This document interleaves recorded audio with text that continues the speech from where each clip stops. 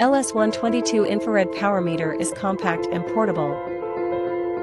The top is the receiving probe. There are 3 soft keys on the front, which are power key, data locking key and 0% key. Short press the power key to turn on the meter.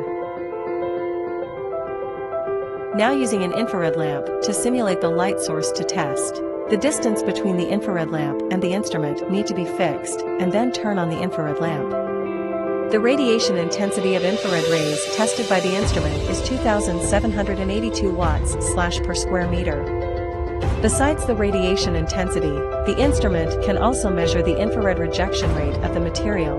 Putting in the test material before, short press the 0% key, which means the current state of infrared rejection rate is 0%. Now put in a piece of film glass.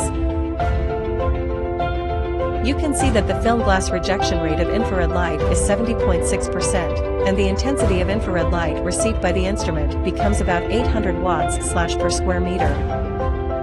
Short press the hold key to lock the data for relaxing reading.